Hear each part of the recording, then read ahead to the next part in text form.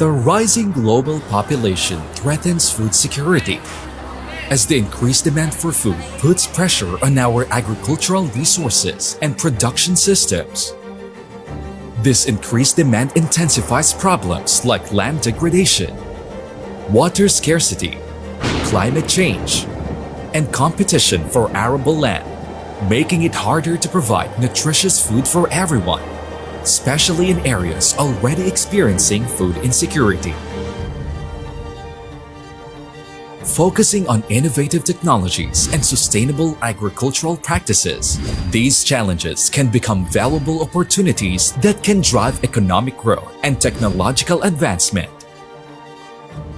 Research for Development, or R4D, plays a pivotal role in addressing the challenge of food security.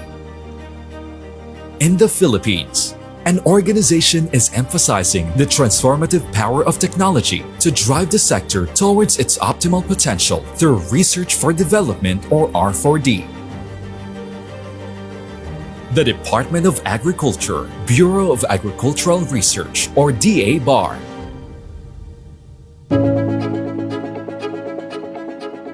supported by various executive orders and Republic Act 8435, also known as Agri-Fisheries Modernization Act, or AFMA. DA-BAR is mandated to ensure that all agricultural research is coordinated and undertaken for maximum utility to agriculture. DA-BAR coordinates, integrates, funds and manages the R4D system in the country to optimize its use for the sector. It is envisioned to be the lead R4D coordinating agency, promoting a technology-empowered agriculture and fisheries sector that contributes to inclusive growth. To ensure that research leads to desired results and long-term impact, DA-BAR follows the R4D Impact Pathway Framework. It assists DA-BAR in planning, monitoring, and evaluating the effectiveness of R4D projects under rice, corn and cassava, livestock and poultry, fisheries and aquaculture, organic agriculture, climate change, biotechnology, support to technology commercialization, agri-fisheries technology business incubation, and scale-up, thereby connecting research outputs to outcomes and societal impact, aligning efforts with industry goals, and generating meaningful, measurable change.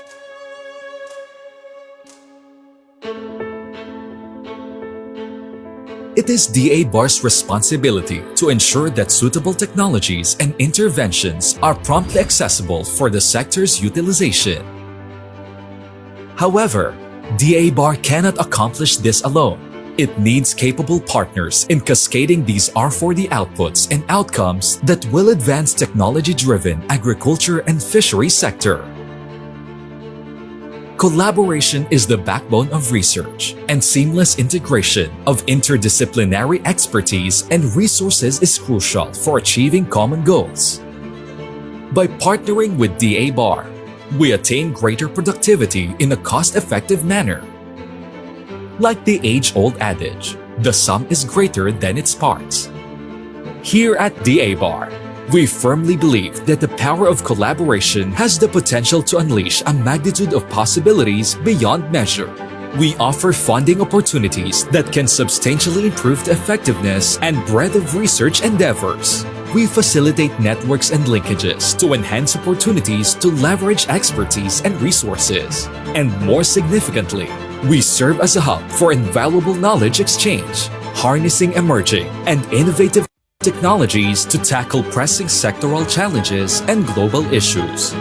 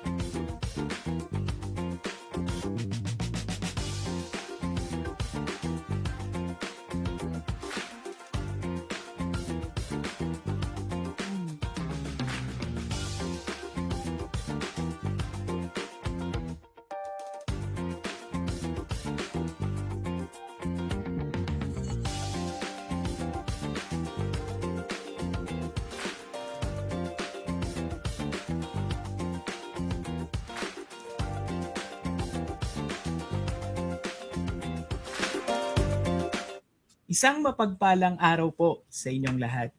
Welcome to the DA Bars Seminar for the month of July. Ito po ay handog sa inyo ng Bureau of Agricultural Research sa pamamagitan po ng Knowledge Management and Information Systems Division. At syempre, kaisa po ang lahat ng ating mga Research for Development partners all over the country. Sa pamamagitan nga po ng seminar na ito, bilang isa sa aming mga knowledge exchange activities ay naiaabot po namin sa inyo ang mga napapanahong impormasyon, kaalaman, at lalo't higit mga teknolohiya po na bunga ng matiyagang pananaliksik upang mas mapalakas pa po natin ang sektor ng ating agrikultura. My name is Jello, your host for this seminar. Ayan, so we do hope po na tayo ay nasa maayos na kalagayan at nawa ay makapaghanda po tayo sa mga posibleng epekto po ng sama ng panahon. And hopefully, wala talaga siyang maging effect at all. So there. But before anything else, please do share po ang ating FB live stream para mas marami po ang maabot ng ating paksa ngayong araw. And please make us feel you're there by sending your greetings and your location. Before we move on, allow me to give several of reminders po para sa ating mga online participants at ating po mga viewers. Please fill out our feedback form para makatanggap po kayo ng certificate or certificate. Makikita po ninyo yung link in a while dyan po sa ating comment section ng ating FB live stream. At syempre, makakatulong din po ito para maramdaman namin sa bar kung gaano na po kalawak or karami yung naabot po ng ating knowledge exchange activity. So at this point, allow me to read several of our greetings, if there are. Good morning from Agusan del Sur State University. Magandang umaga po sa inyo dyan sa Agusan del Sur. Good morning from Ma'am Charmaine Lopez. Good morning din po, Sir John. Ayan, you guys can also send your location para ma-shout out naman natin yung location ninyo. Good morning po, Sir Jefferson. Good morning from Bicol, Camarines Sur. Magandang araw po sa inyo dyan sa Bicol. Good morning from Eastern Samar, from Sir Jeron. Ayan. And another greeting from Agusan del Sur. So sa lahat po ng ating mga R4D partners, ating mga viewers, magandang araw po. At please pakishare po itong ating live stream dahil kapanapanabik po ang paksa natin ngayong umaga. Alright, so moving on, allow me to introduce our seminar speaker for this morning.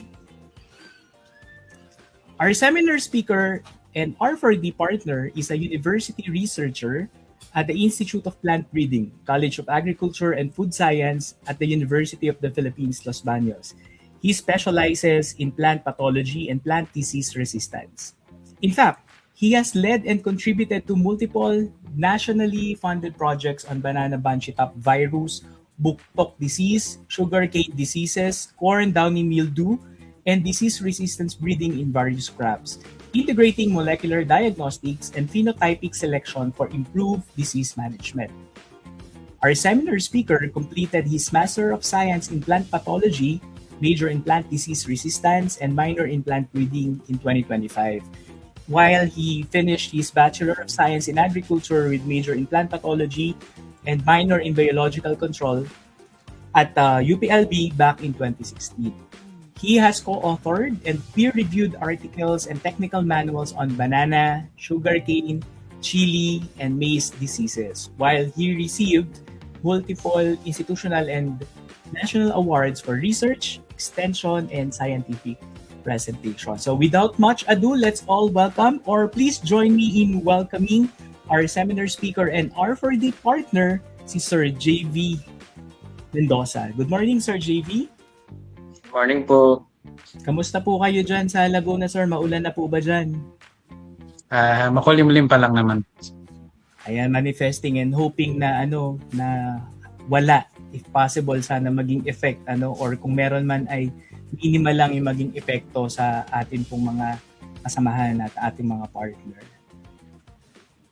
Ayan, so Sir JB, our seminar titled Toward Buktok Resilient Saba, Science-Based Solutions for Farmers has captured, at this point, 122 shares and 447 likes. And this will be engaging at around 475 online participants. So with this, we can say, sir, na talagang excited yung ating mga partners and viewers sa ating pong paksa ngayong umaga. Bakit nga ba hindi? Isa ang saging sa staple food o di naman kaya ay panghimagas nating mga Pilipino. Dahil dito, marami rin po sa ating mga magsasaka ang dumedepende sa pagtatanim ng saging bilang kanilang kabuhayan. And in fact, in a larger scale, I mean economically, isa po ang saging sa ating mga export commodities. Ano kaya ang maitutulong ng atin pong R4D efforts para masolusyonan ang mga pesting sumisira sa atin pong mga pananim na saging in as much as 60% yield reduction? With this, let's hear what R4D has to say. Sir JV, please take it away. Ayan. Ayan pa. Naka-share na po yung slides. Okay. Magandang umaga po sa lahat. Ako po si JV Mendoza. And in behalf of Dr. Scientist Fede La Cueva, at yung Bugtok team, ayan, so nakalista siya dito. This is a DA-BAR funded applied research po. And some of our data po is from a sister project funded by DOST Picard. Also would like to thank our collaborating agencies, IWEP, Municipality of Indang, and RCPC4A. So lahat pong ito ay mga nagtulong-tulong para po mabuo itong mga impormasyon na i-present ko po ngayong araw. So start na po agad tayo. Ayan po. Masabi nga po ng ating host ng ang saba ay isa sa pinaka-importanteng crop sa ating bansa. So economically po, ito po ay isang cooking banana na bumubuo ng 27 to 29% of our production dito sa Pilipinas. And then as varietal importance po, siya po ay masarap na cooking variety. Matibay po siya sa BBTV. And then mababa po relatively ang input na kailangan sa production po nitong saba. So isa po ang saba sa mga varieties ng banana na meron pong cultural importance. So talagang alam na po natin ito, turon, banana Q, yan, nilaga, yung mga pangmerienda po natin, banana chips, at source po ito ng maraming local livelihoods, alternative income source, ayan po. Pero po, meron pong currently na kalaban ang bugtok dito sa Luzon. So ito po ay ang bugtok ng saging. Sa mga hindi pa po nakakakita, ito po yung itsura niya. So parang nangingitim, nagbabrown yung gitna na hindi naman po dapat. Ayan po. So ang tinatablan po nito is yung mga cooking varieties po natin, EBB, like Sabah and Cardava cultivars. So ito po ay matagal nang meron na na-report sa Pilipinas, sa Visayas and Mindanao areas. Noong 1980s pa po, na-report na po ito ang ating mga scientists at researchers. Pero after almost, I believe 30 years, 40 years, nagkaroon po noong 2017 ng bugtok sa Palawan, then 2022 in Cavite, 2024 in Batangas, at ngayon po, nasa Laguna na po siya, sa part na malapit sa Cavite naman po ito, sa Canlubang and Cabuyao. So, ang causal pathogen po niya ay isang bakterya o mikrobyo. Ito po ay Clastonia solanacearum. And then, maaari po ito na dinadala ng trips o baka iba po pollinate. So, para po mas maintindihan pa natin, ano po yung nagdudulot nitong sakit na ito. So, ito po ay yung bakterya. Ganito po yung itsura niya sa culture medium. So, ito po, ay bakteryang ito ay nabubuhay sa lupa. Yan. Kapag po dinala siya ng insekto papunta sa ating mga bulaklak, ganito po yung kanyang itsura. So nangingitim, nagbabrown yung fruit flesh na hindi naman po dapat. So hindi po yan buto, yan po ay bugtok. At yung prutas niya po is matigas. So sobrang tigas niya po, kahit daw po ang mga baka, hindi na po ito kinakain. So halos wala po talagang magiging pakinabang kapag tinamaan ng bugtok itong, ang inyong saging. At meron din pong mga pag-aaral na itong same na bakterya o mikrobyong ito ay nagko-cause din ng wilting sa ating mga dessert variety sa mga lakatan. At isa pa na makikita na, reliable na symptom is mga pekas, mga brown-brown gano'n, pangingitim sa ating kanyon or peduncle. So ganito po yung itsura ng pagkalat ng bugtok. So ito po ay mga based lang sa mga reports na nakumpirma natin. So baka po meron pa pong areas na hindi po ako nailagay dito na highlight na meron na. Pero ito po is yung mga areas na concern po natin na may bugtok. Ayan. So nung 1980 pa po, meron na pong bugtok sa Visayas and Mindanao. Pero po nung 2017, mula po dito, hindi po natin sigurado kung saan dito sa lugar na ito ay nagkaroon ng isang event na naipasa yung sakit sa Palawan. Then nung 2023 po, ito po ay nakumpirma na nasa Cavite. So kita nyo po, hindi po siya dumiretso dito. I believe ito ay Mindoro. Hindi din po siya dumiretso sa Batangas, di ba? Ito po ay tumalon, punta ng Cavite. Ayan, malapit sa sentro ng ating bansa, ng Luzon. At noong 2024 po, kumalat na rin po ito. Na-report na rin po ito sa Batangas. At ngayon, may report na rin po sa Laguna, sa part na malapit sa Cavite. So, unti-unti na po kumakalat ang bugtok dito sa Luzon. So, ano po ba yung mga premises natin? Ano yung mga alam natin? So, alam natin na walang interconnecting na irrigation mula sa Palawan to Cavite. Kasi pulo yan eh. Malayong-malayo yan eh. Pati yung Cavite, Batangas at Laguna, wala namang irrigation na connected. So, halos ng lahat ng Saba Farms ay hindi naman irrigated. Marami. At meron din mga farms sa Batangas na highly elevated at sobrang isolated. Pero nagkakaroon pa rin sila ng bugtok. And then ang alam natin, based sa mga pag-aaral ng ating mga researchers and scientists sa Pilipinas, ito ay soil-borne, ang Ralstonia solanacearum, ang mikrobyong nagdudulot ng bugtok ay nakikita sa lupa at nai-report ito na dinadala ng mga insekto papunta sa bulaklak. And then yung movement ng soil natin, alam natin na hindi pinapayagan ngayon dahil sa isa pang threat na hindi bugtok pero fusarium wind. So alam natin na movement ng lupa mula sa mga sagingan ay hindi nangyayari. So before ko po sabihin yung management, syempre gusto ko pong paalam sa inyo paano kumakalat ang mga sakit. So kapag po bakterya, halimbawa po katulad nito, ito po ay Pseudomonas syringae. Isa rin po itong bakterya. Ngayon po, ito mga pulang ito, ito po ay mga blue na ito, asul. Ito po ay waterway. Ito po ay ang Danube. Ayan. Sa Europe po ito. I believe Serbia. So dito po, yung kulay black, dyan po yung outbreaks. So ibig sabihin po, malapit po dun sa daanan ng tubig ang pagkalat noong Pseudomonas. Ayan. And then ito naman po, katulad po ito ng ating sakit, Ralstonia phyllotype 2. Ito po ay Martinique po. Hindi ko alam po yung pagka-pronounce ng bansa. Ayan, baka Martinique ito.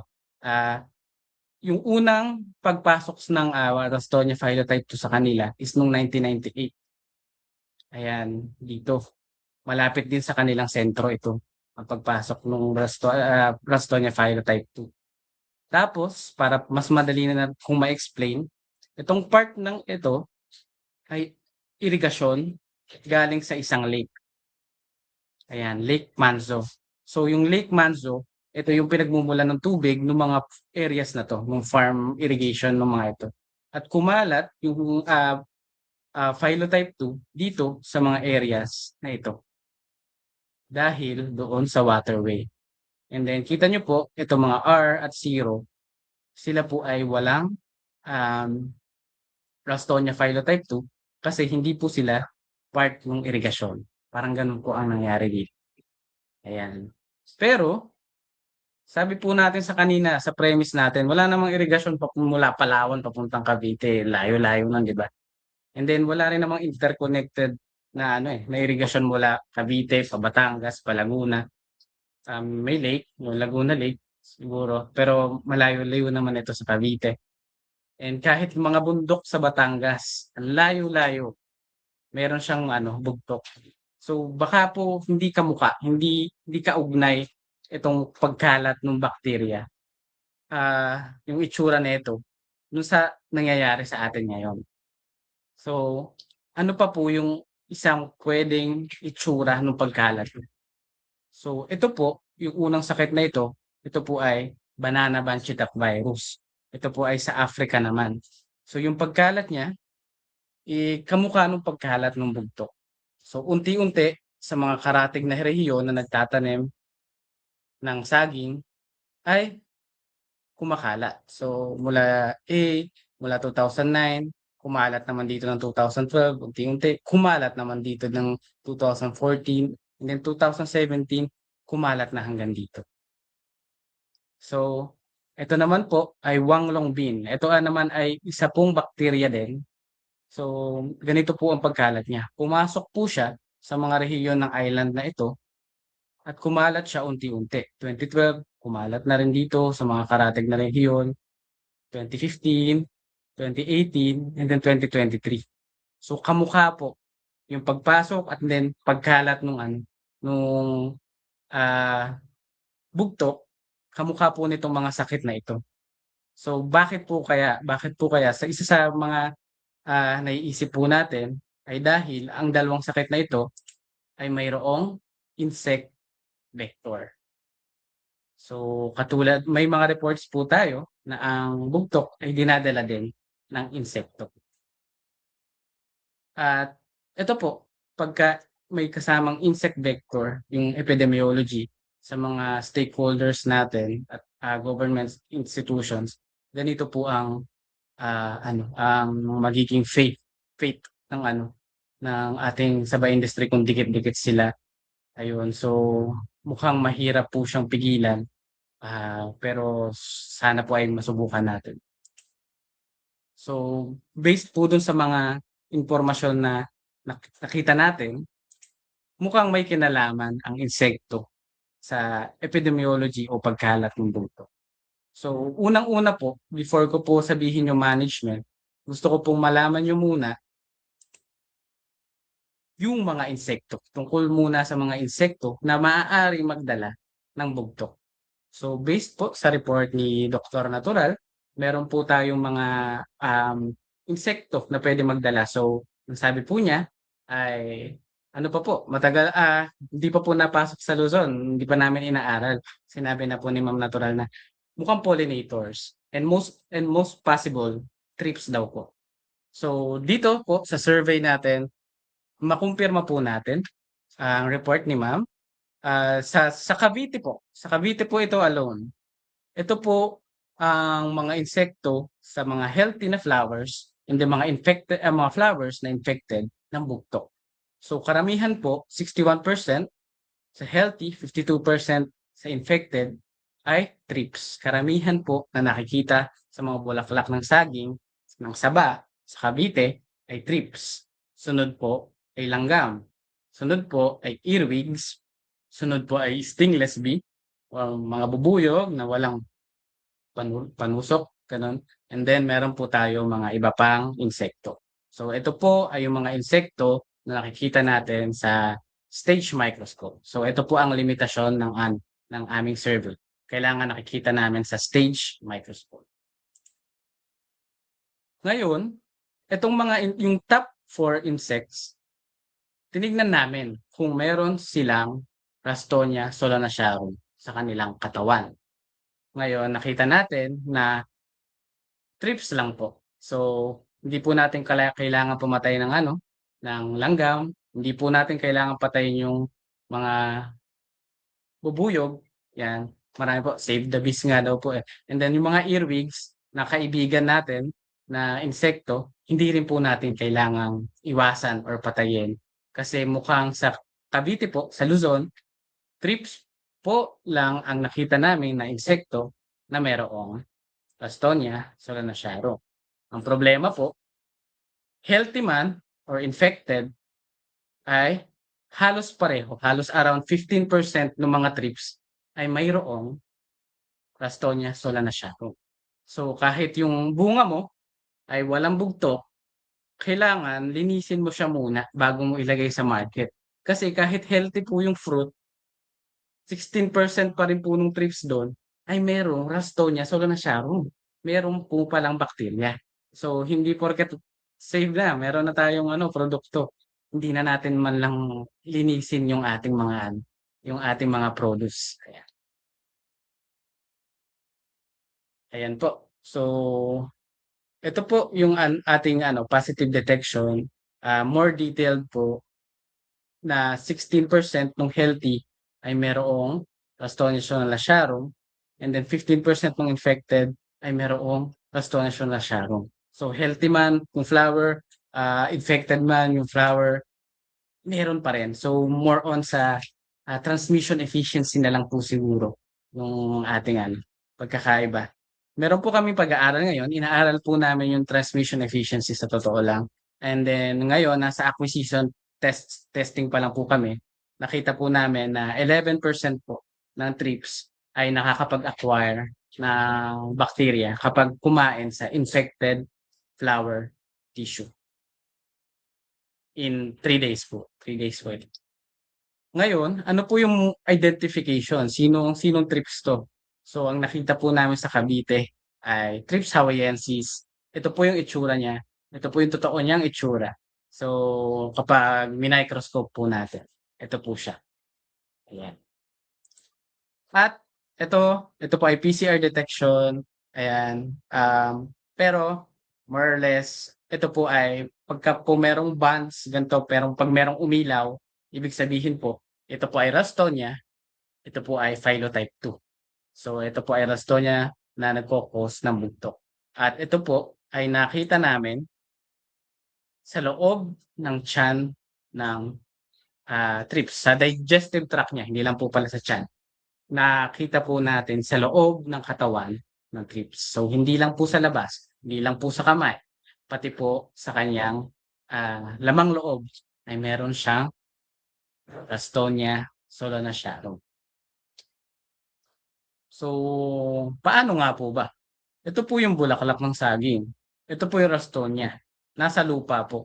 Paano po napunta dun yung bacteria? So, kung ipapasok po natin sa model or sa equation, itong insekto na trips, ganito po yung mangyayari. So, si trips po, dadapo po siya dito sa phyllosphere o sa taas ng saging. Sa dahon, sa peduncle, most likely sa flower. Doon po siya talagang attract sa bulaklak. At maglalagay siya ng itlog. Ito pong mga itlog na ito ay embedding pa po. Naka-oviposition po, nakapasok doon sa, nakasingit doon sa tissue ng ating saging. So, ito naman po, dito siya maglelay ng egg, and then magkakaroon po siya ng ganitong stage. Nymph stage, sorry Bon. Ito po ay maliliit na stage. Dito po ay ng mga nanginginain na stage ng trips. Tapos, kapag po siya ay busog na, marami na siyang enerhiya, pupunta na po siya sa prepupal stage and then pupal stage. So, ito pong stage na ito ay hindi naman po nanginginain, pero siya po ay bumababa ng lupa para doon po siya maging pupa or prepupal stage. Dito po sa kanyang pagbaba, dito po niya nakukuha ang Ralstonia solanacearum, hanggang siya po ay mag-adult. Kapag mag-adult na po, manginginain na po ulit siya. At ang tendency niya po ay pumunta po siya ulit sa taas kasi po dun po siya ulit mangingitlog. At ito pong mga adults, dito po kami nakakuha ng Ralstonia solanacearum na mayroong bakterya sa loob ng kanilang digestive. So, ano po ba? Paano po ba ang development ng Ralstonia sa ating mga puno? Gusto ko pong i-divide ito stage by stage para po maging tama yung pag-a-apply natin ng management. So, galing po sa lupa, nagsisimula po nating makita yung mga trips dito pa lang po sa flower initiation. Pag usbong pa lang po ng mga flowers, nakita po namin na meron na agad siyang trips. May expose na po agad siya sa trips. Ito. Tapos po, yung mga bulaklak, kahit sarado pa po, kapag nag-bend na, meron pa rin pong trips kaming nakikita.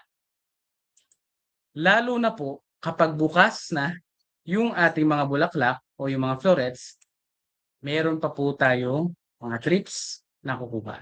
So mas matagal yung exposure sa trips, kahit 15% lang ng trips ay mayroong bakterya.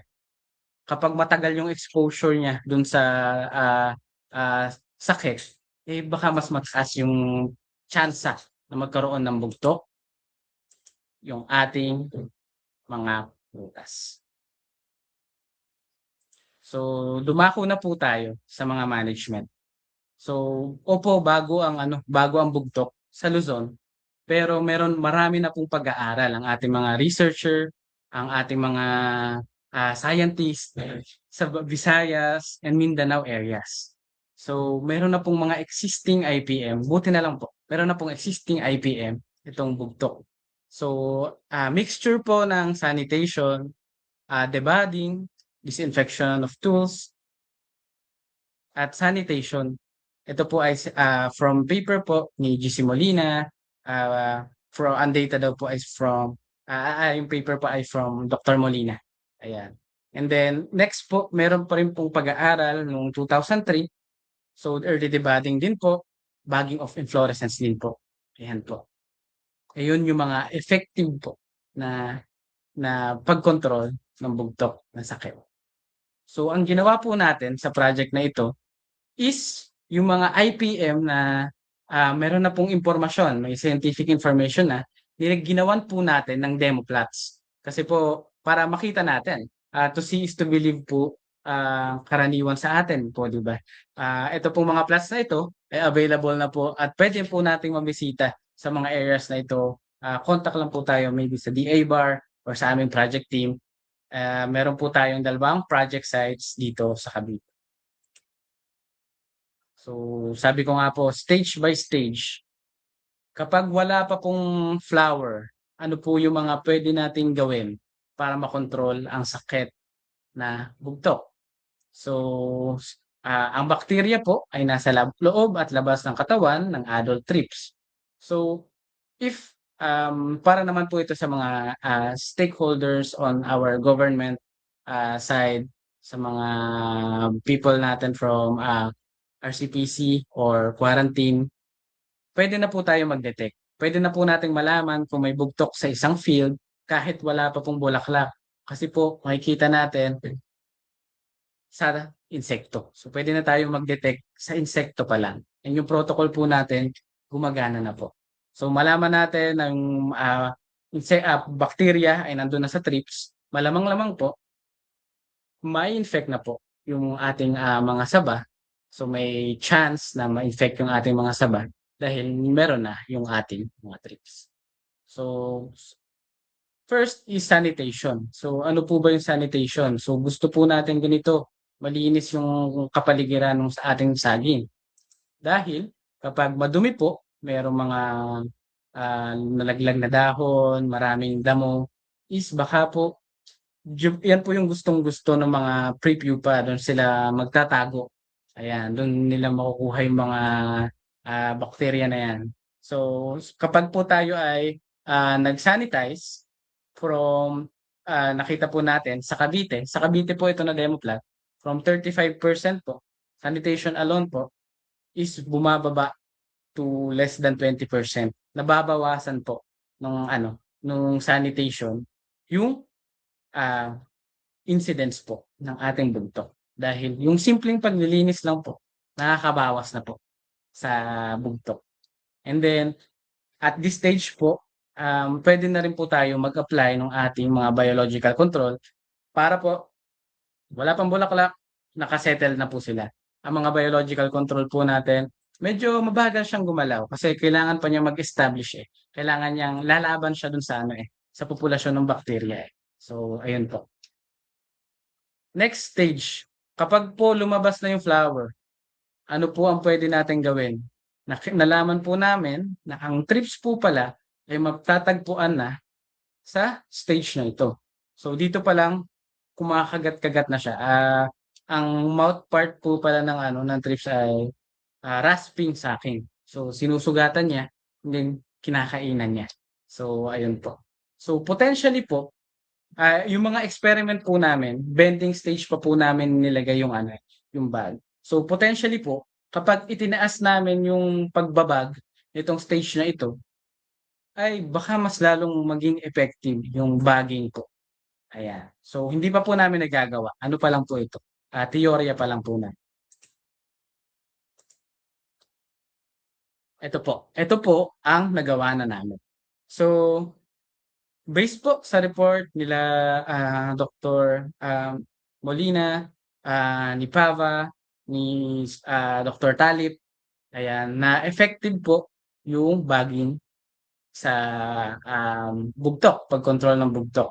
Ito po, kitang-kita po natin, kapag po walang intervention, halos 60% po ng mga saging dun sa site namin ay nagkaroon ng bugtok. Pero kapag po nilagyan ng bag, less than 10% na lang po. So sobrang laki po ng bawas kapag po nilagyan natin ng bag itong mga puno natin. At anong stage po natin to pwedeng gawin? Sa bending stage pa lang po,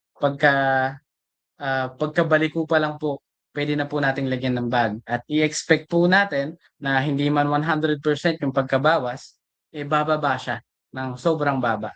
Ayan, less than 10% po based sa Cavite demo plants. Pagbabag pa lang po yan. Ayan. Ang ginamit po pala namin ay yung blue na treated na bag. So, meron po itong insecticide na treatment. Kapag po ganito na, nagbukas na yung mga bulaklak natin, so malamang-lamang na po, too late na po. Although mababawasan yung exposure kahit ihabol nyo, pero medyo late na po, nabuksan na po yung ating mga talukap. So, at during this stage, nakapag-isolate din po kami ng mga bacillus and pseudomonas sa flower or nectars ng ating mga saging. So mamaya ako na po i-discuss itong mga biological control natin.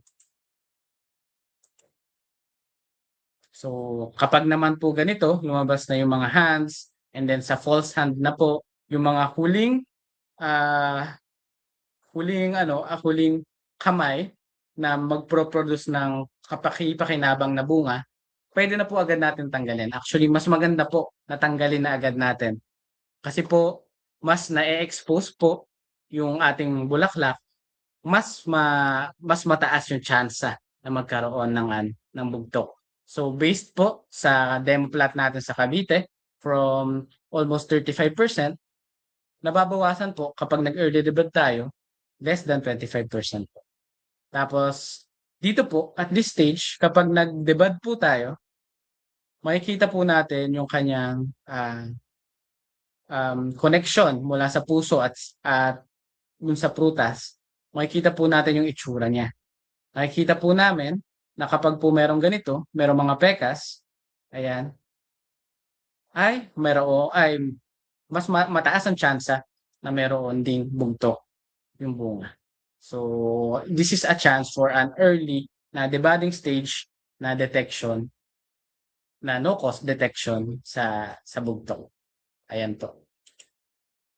And then, so, kapag naman po meron ng ganito, meron ng prutas, makikita na po natin yung sintomas ng bugtok kapag ito po ay binuksan.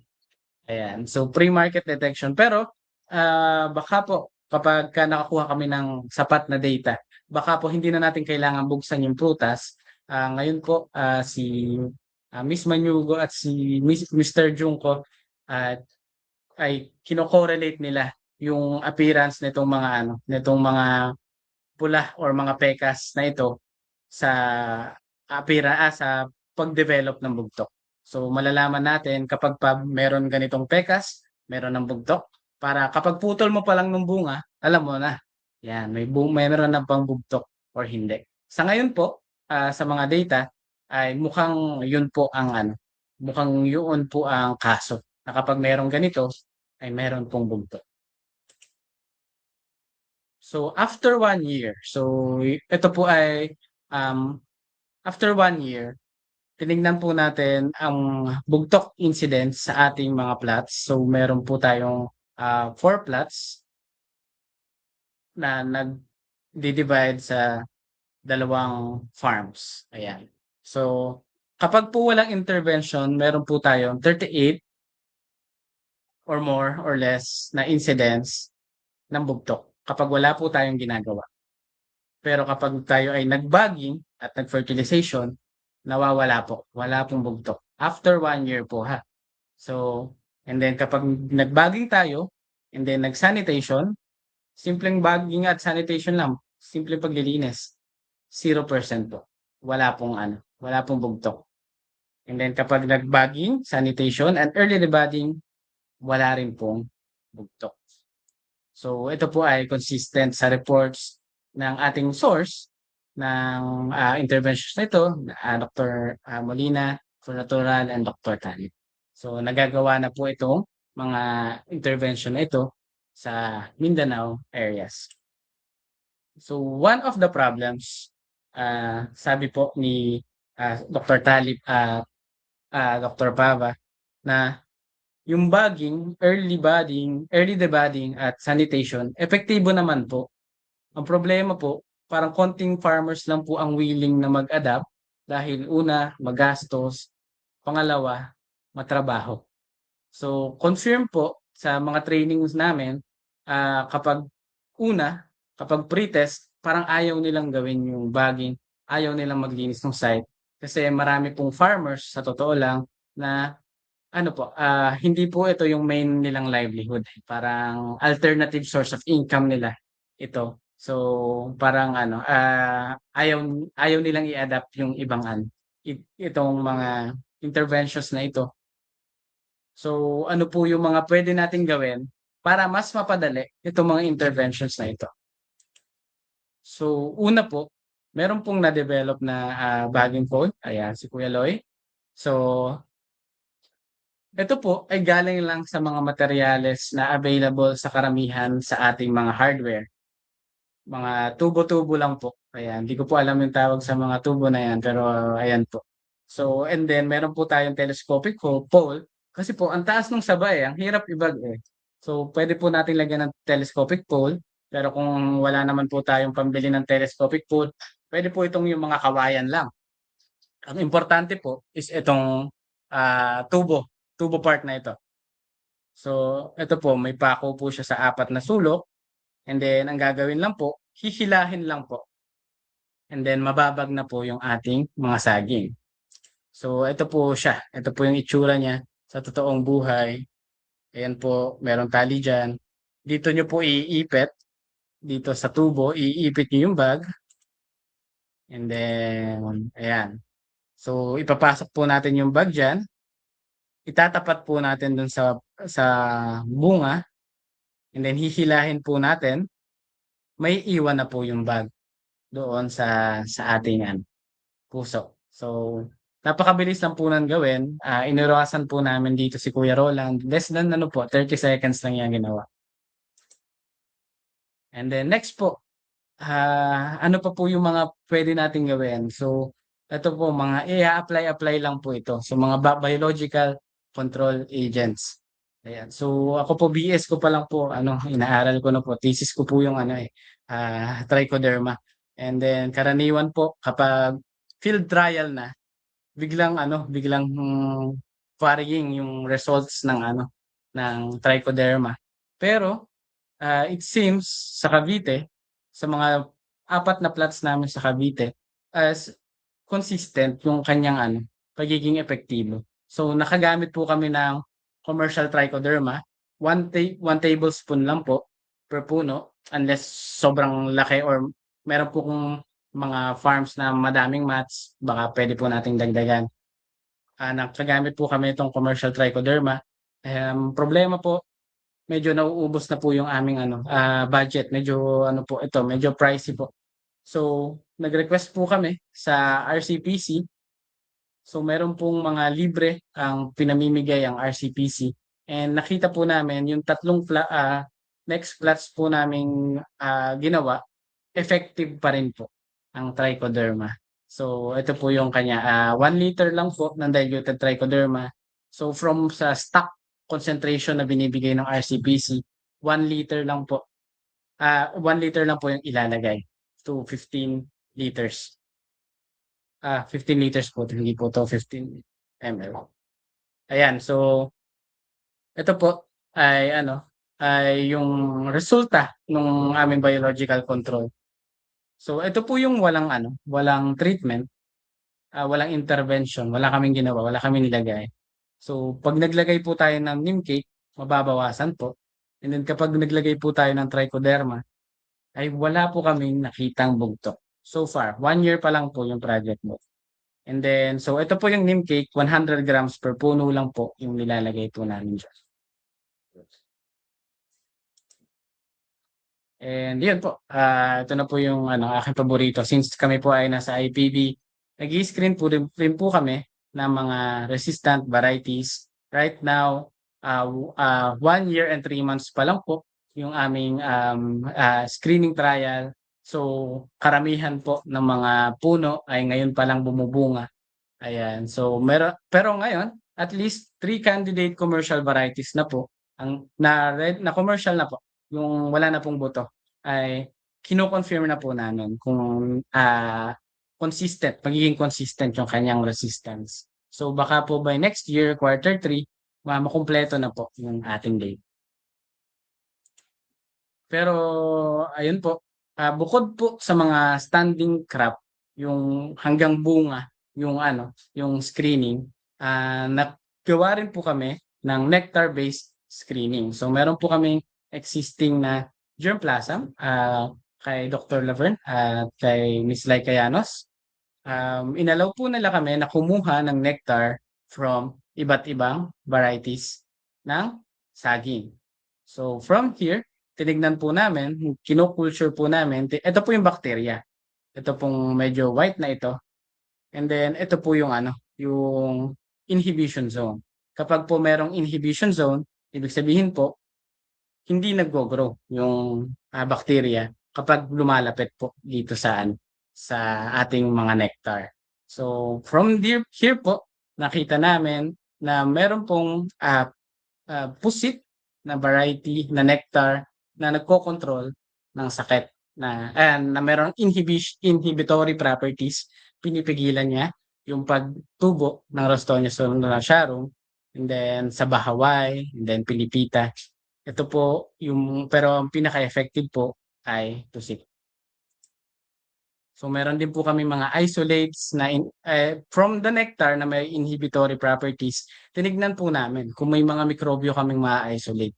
And in fact, meron po. So meron kaming nakuhang Pseudomonas and then Bacillus from the nectars na so kahit hindi tayo magtanim ng pusit varieties, yung resistance na dinudulot nitong mga microorganisms na ito ay pwede nating mailipat dun sa mga susceptible natin na saging. So ngayon, tinetest na po namin ito under field conditions. So around 1 year din po siguro ang resulta nito, makikita po natin kung effective po siya in field conditions.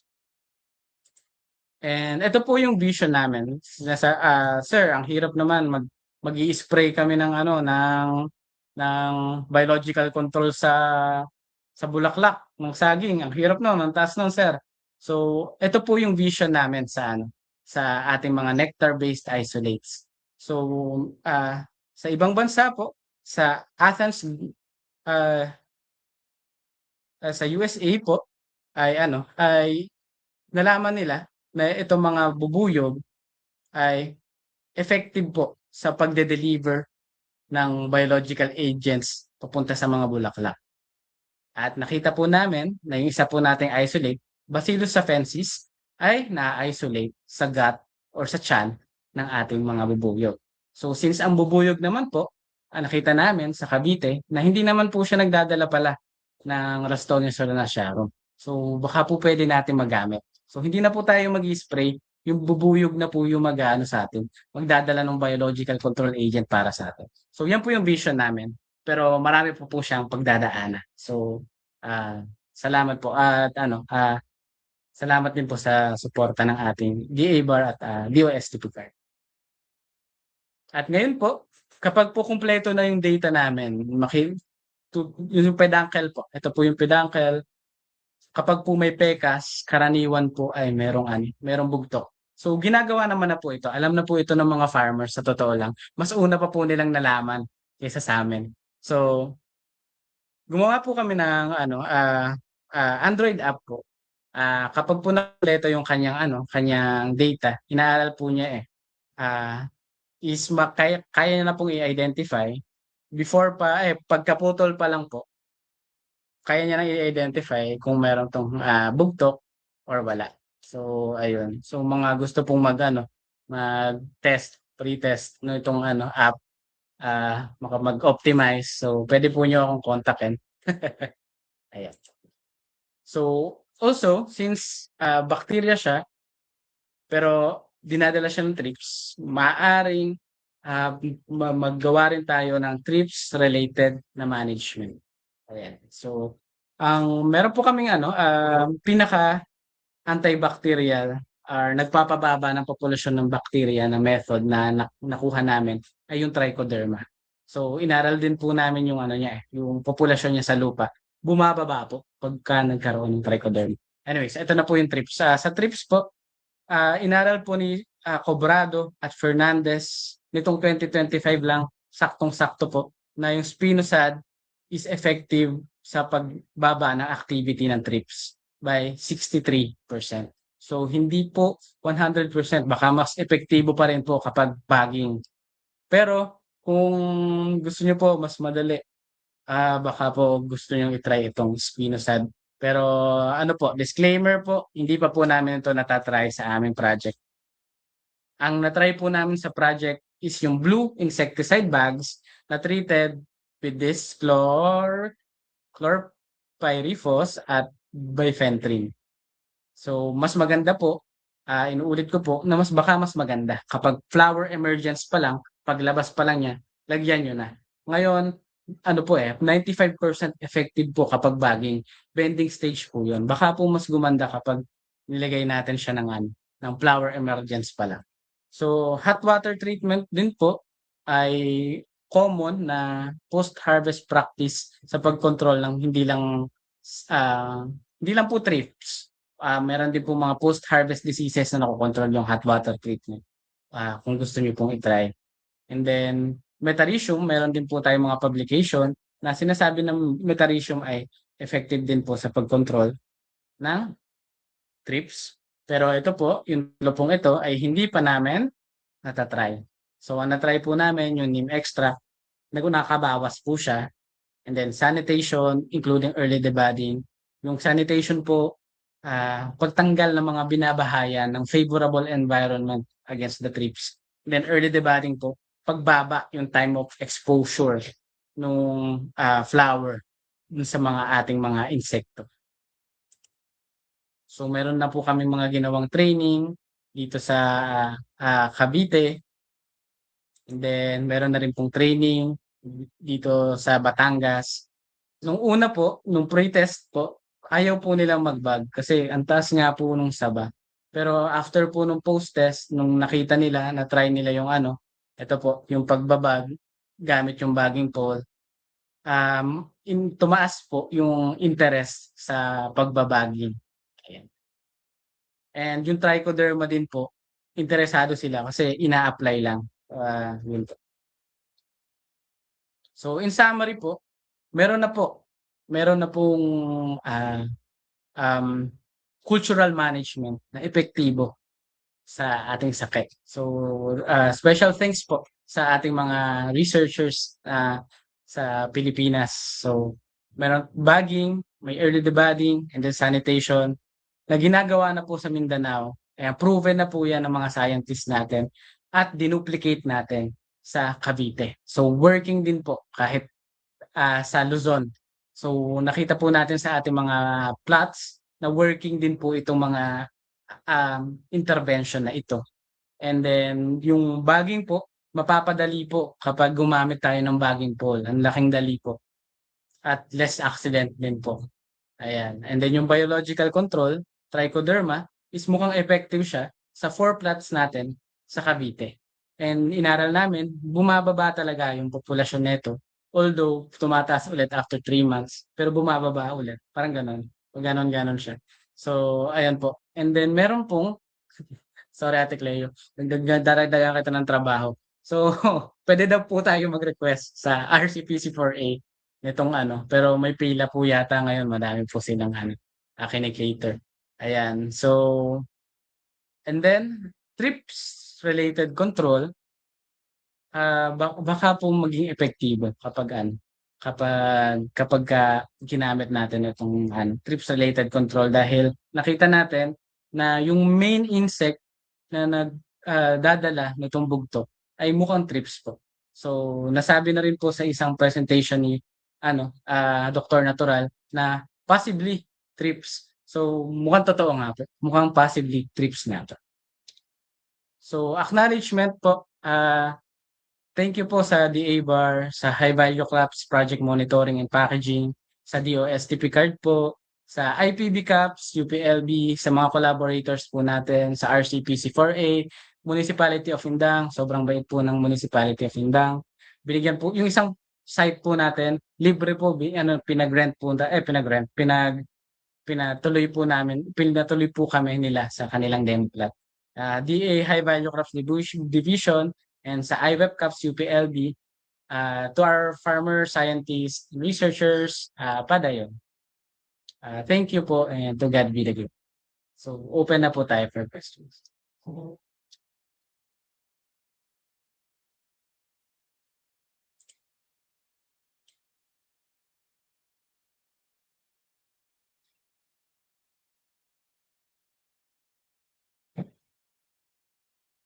Salamat po, Sir JV.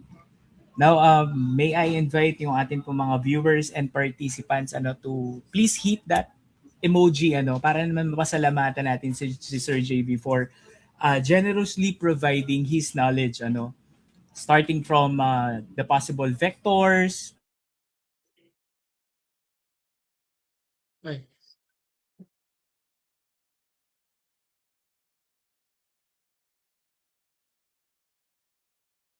Ay, sorry po, nawala.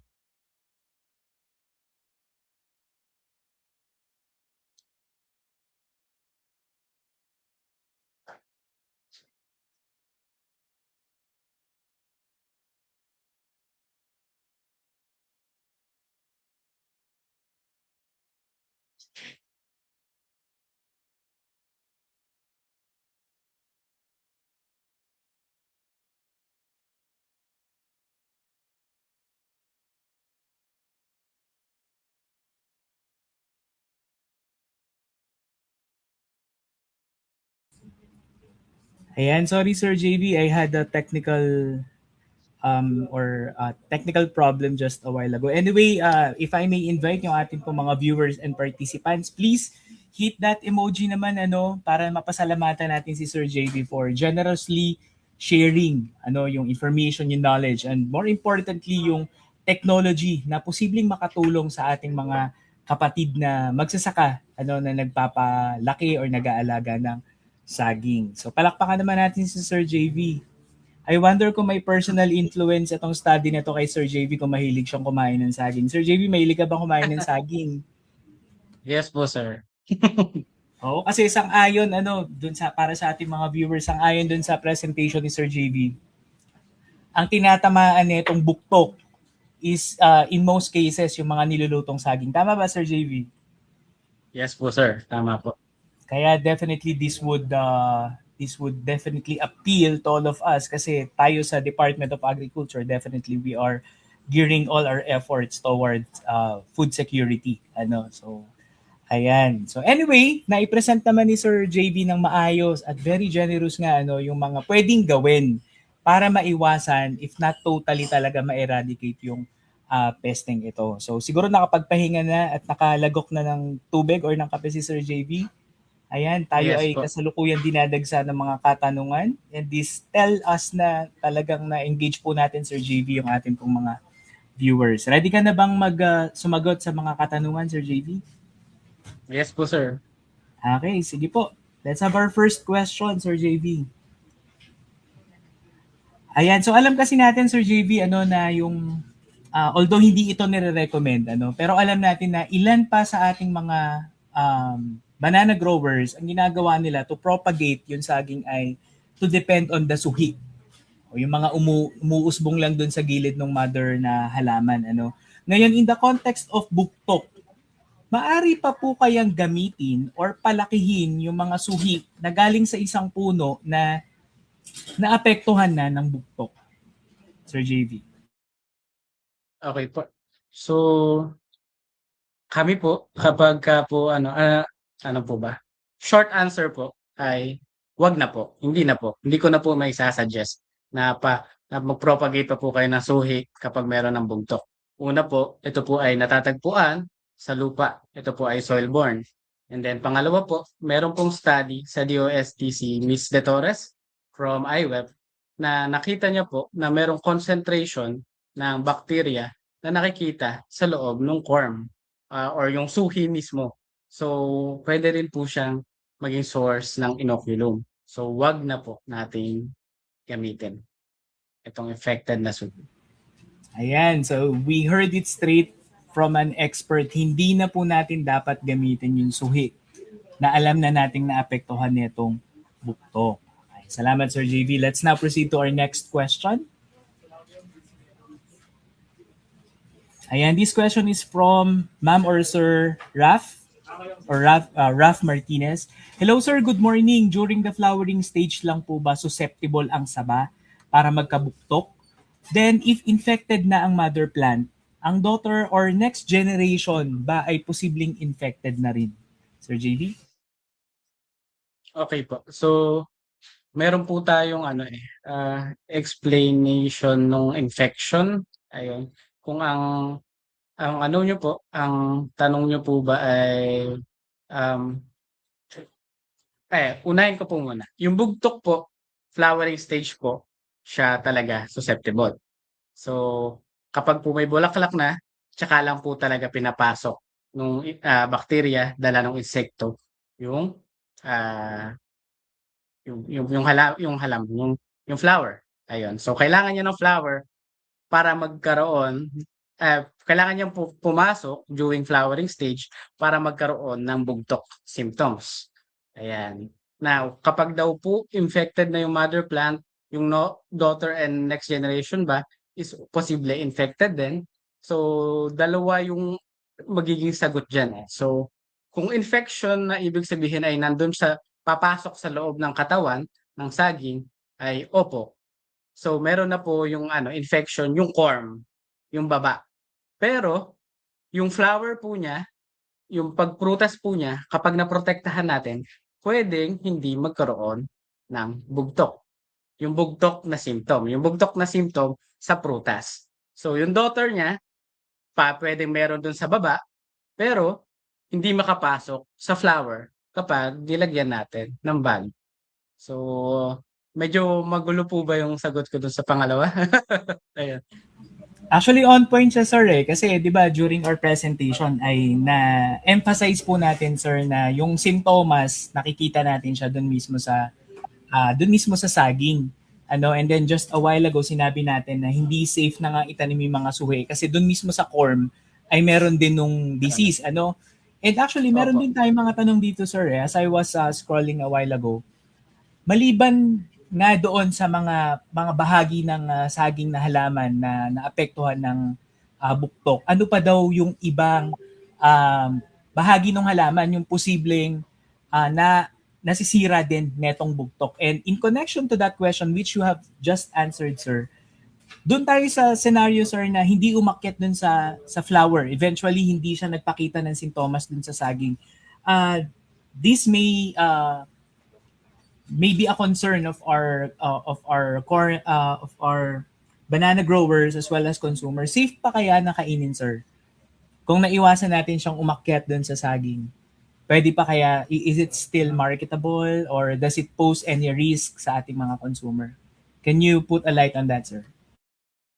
Kung wala naman pong simptomas ng sakit yung mismong saging, ay safe po itong kainin. So wala naman pong itong problema. Pero kahit po safe na kainin yung ating mga saging is kung iladalhin po natin siya sa market, ay kailangan linisin pa rin natin kahit konti. Kasi po kahit yung marketable fruits na may dalang trips ay kahit wala siyang symptoms ng bugtok, maaaring yung trips, meron siyang Ralstonia solanaceae arum. So ang concern ko naman dito is yung pagkalat sa ibang lugar. So pero sa consumer naman, sa pagkain, kapag walang symptoms, safe naman po, pwede natin kainin. Ayan, maraming salamat, sir, sa pagbibigay linaw doon, and reiterating na bagamat pwede siyang kainin at pwede pang ibenta, another concern yung pagkalat, and eventually baka magkaroon ng mutation and whatsoever na posibleng makaapekto pa sa ibang commodity. So I hope yung mga viewers natin, they took that concern well noted, na hindi porket basta pwede pa naman mabebenta, makakain pa, ay we can be careless in bringing our produce sa market. Ayan, thank you, sir. Ayan, let's have our next question. This is from Sir Reynaldo Rilano. Sir, according kanina sa discussion po ninyo, 3 days ang acquisition access period. How about po yung inoculation access period? Sir JB? Okay po.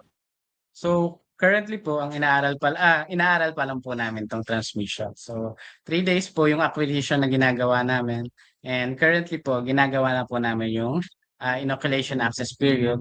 Medyo mahirap lang po right now kasi kailangan naming mag-travel to and fro sa Cavite. Pero once okay na po yung data, ipa-publish po namin. Ayan, thank you, sir. Okay, let's have, we can still accommodate questions. So, sa ating po mga viewers and participants, wag po kayong mag-alinlangan na ilagay sa comment section yung inyo pong mga katanungan. So, meanwhile, ito po ay from Euclid Uy.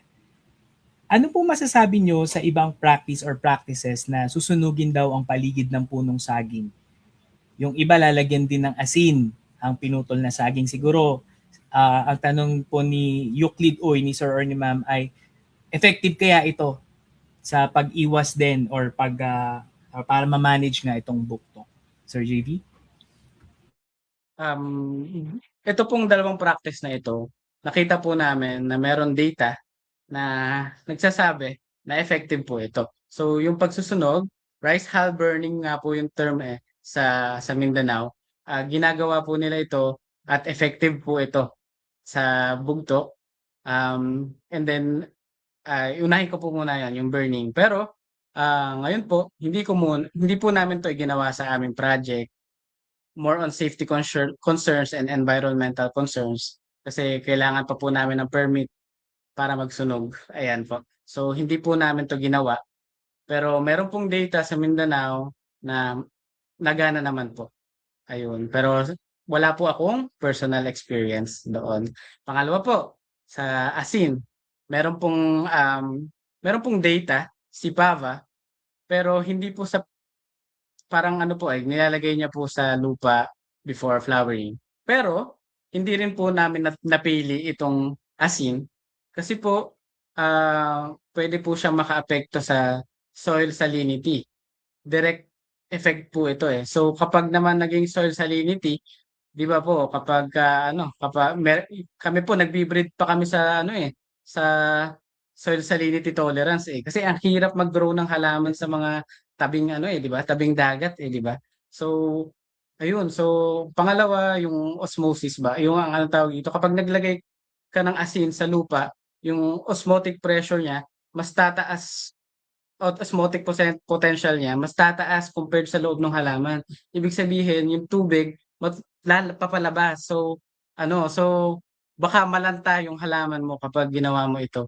So, and then hindi ko rin po alam yung presyo ng ano, ng asin kung masyado bang mahal kapag ginawa ito. So, may data po na effective naman po. Pero sa project po namin, hindi po namin nagawa and hindi ko po mare-recommend kapag wala akong personal experience. Salamat Sir JV, and we also have to highlight na while these practices yung share po ng ating viewer bagamat may datos or posibleng may potential siya in managing yung buktok, there are also other factors that we have to consider. Alam naman po natin na yung pagsusunog halimbawa ng lupa or pagsusunog ng mga damo, this is definitely not environment friendly.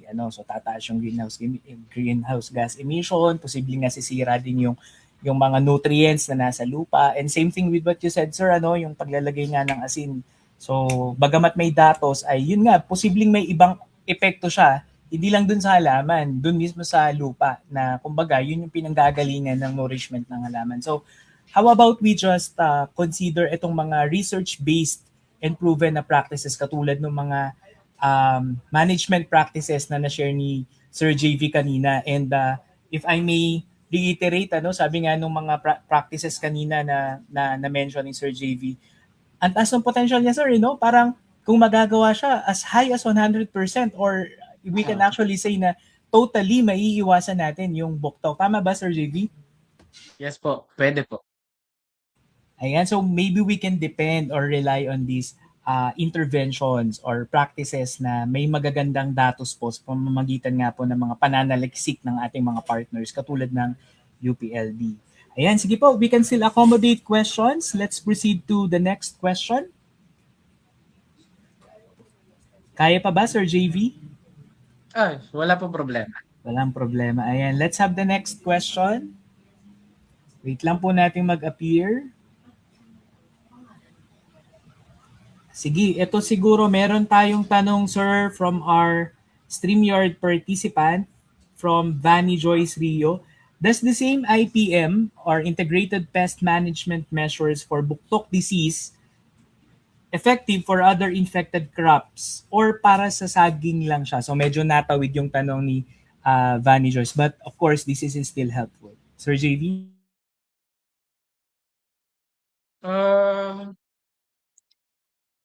Depende po, eh. Halimbawa po kung halimbawa po Rustonial wilt sa tomato, siguro yung isa sa pinakamalapit. Yung hindi po kasi soil-borne po siya talaga, eh. So, specific po na sa banana ito. So, kung gusto niyo po mag-ano, meron din po sigurong mga ibang pag-aaral tungkol sa ibang sakit. So, ito pong IPM na 'to is more on sa bugtok ng saging lamang. So, iba po kapag ibang crops. Ayan, thank you, Sir JV. Let's have another question. So, in consideration nga na siguro when it comes to biosecurity, gusto nating maiwasan yung pagkalat pa. Halimbawa ay may isang or may 5 hektaryang taniman halimbawa ng saging tapos may iilang mga saging na doon ang infected. Paano daw po ba yung tamang pag-dispose ng mga saging, Sir JV, na infected na ng buktok para hindi na tuluyang kumalat pa yung sakit dun sa sagingan? So, tama po 'yan. Dapat po ma-dispose po natin ng maayos itong mga, saging na bugtok na mayroong sakit. Kasi po kapagka iniwan lang po natin sa field, andun po yung bacteria. Tapos soil-borne po yung bacteria. So, dadami pa po siya doon. So, dapat po kumuha tayo ng area na magandang tapunan na malayo sa ating mga sagingan. So, yun po ang pinaka-importante. Malayo po sa ating mga sagingan. And then, kung malagyan nyo po ng mas maganda, ng cover, ayan po, makoveran natin. Kung meron po tayong meron na po tayo nitong mga biological control agents, kung pwede niyo pong lagyan para mamatay po talaga yung bacteria. And then, siguraduhin lang din po natin na kapag nagtatapon tayo, wag lang siguro nakabuyangyang sa tabi ng daan kasi yung trips natin, sasakay po yan ng tricycle. So, yan po, kakalat po yan. Ayun. So, ayun po. So, basta maitapon nyo, depende po sa lugar eh.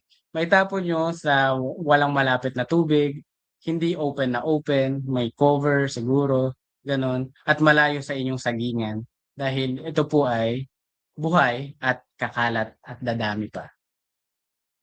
Ay, nakakatuwa yung biro ni Sir JP, pero it actually makes sense, ano, yung vector, kaya nga sila vector na tinatawag, ay really, they move from one place to another.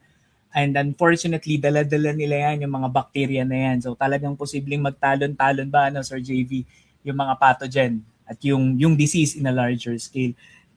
Sir JV, para naman dun sa mga, syempre, these are all the measures and practices and interventions na pwede nang sundin kapag meron ng sintomas or nakikitaan na ng mga banana growers ng sintomas yung kanilang mga saging. Pero doon naman sa mga siguro mag-uumpisa pa lang, ano, sir, ano yung ideal na layo ba ng mga saging natin para hindi lang sa buktok in particular, pero para hindi mabilis yung pagtalon ba or yung pagkahawa ng ilang mga saging carrying different pathogens and being affected by different plant diseases, Sir JV? Ito po, yung kung ano pong traditional dun na ginagawa sa area nyo, yun na lang po ang sundin nyo.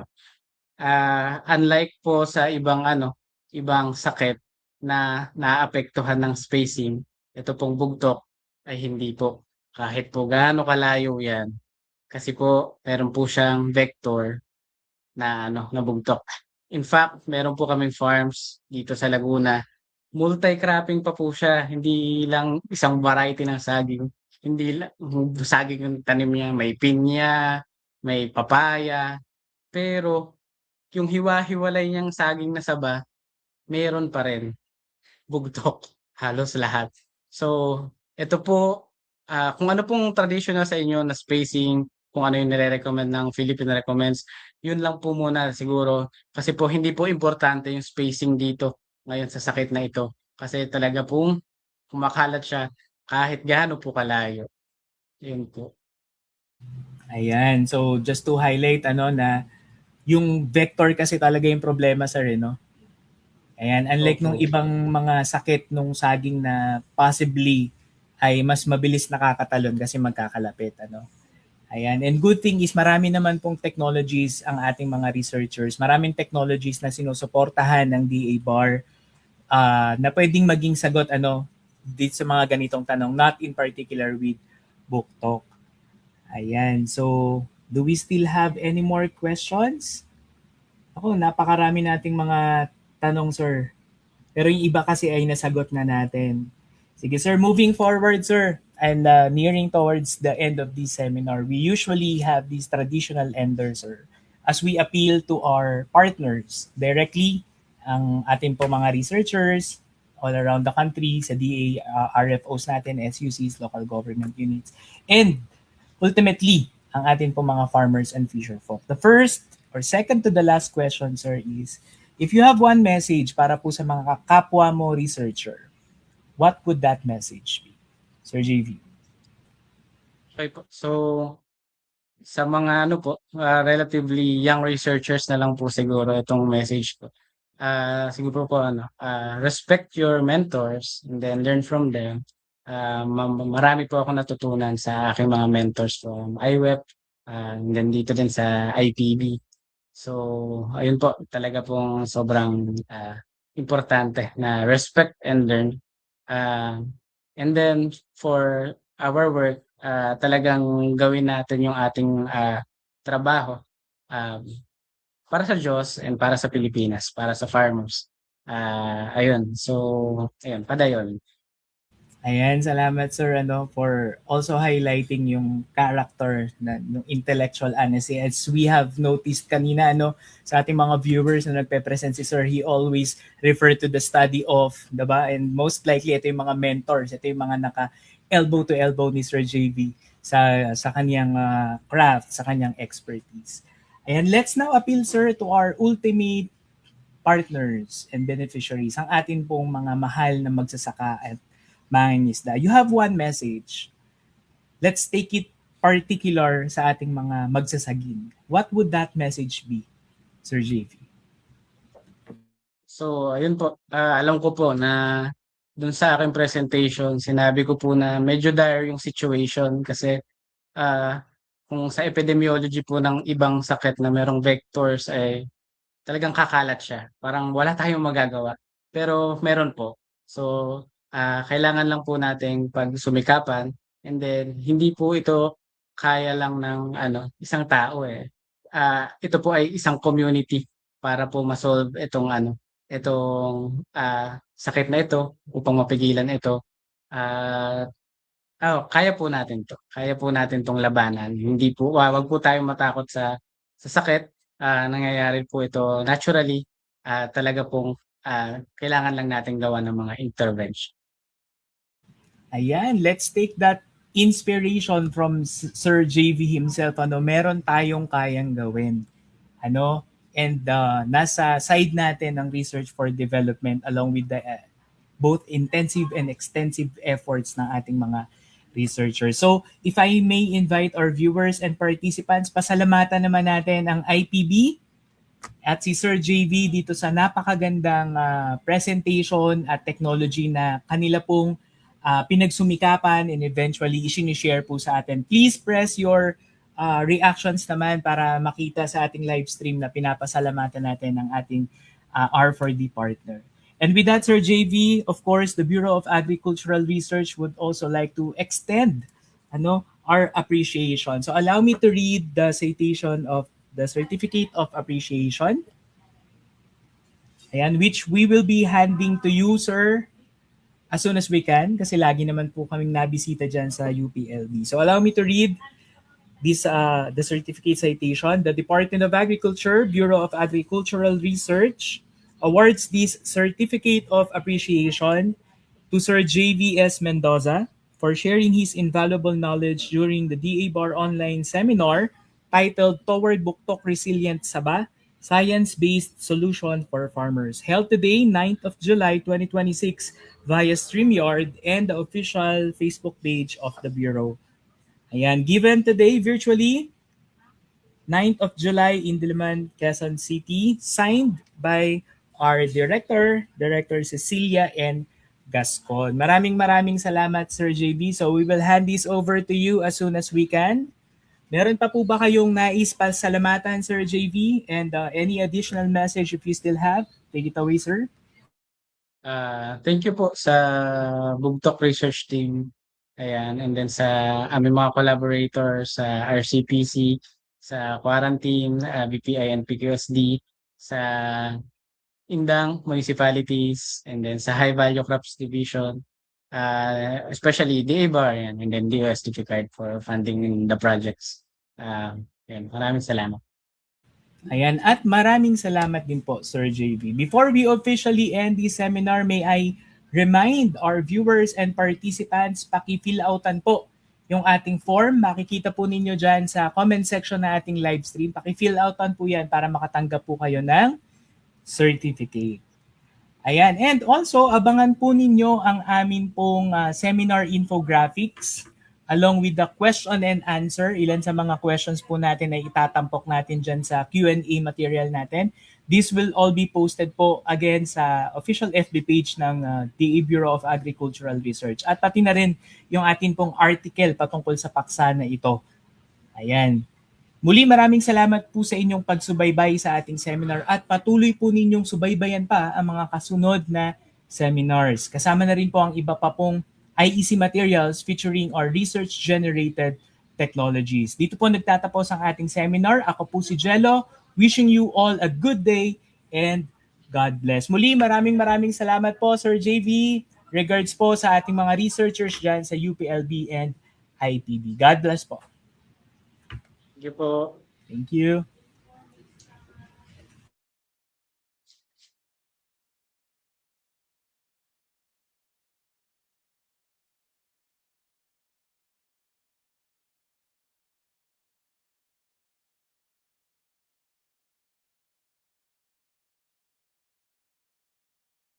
Is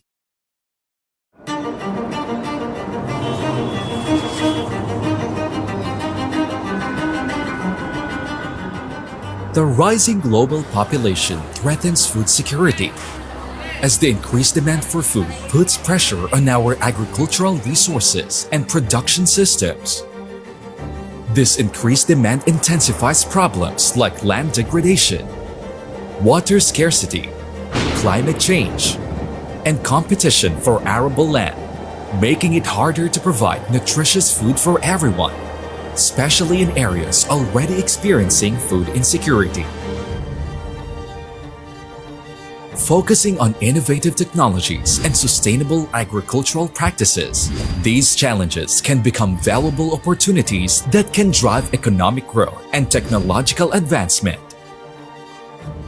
Research for Development, or R4D, plays a pivotal role in addressing the challenge of food security. In the Philippines, an organization is emphasizing the transformative power of technology to drive the sector towards its optimal potential through Research for Development, or R4D. The Department of Agriculture, Bureau of Agricultural Research, or DA-BAR,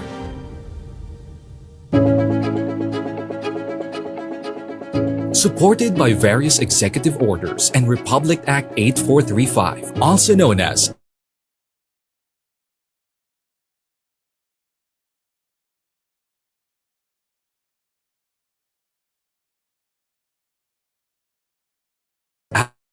Agri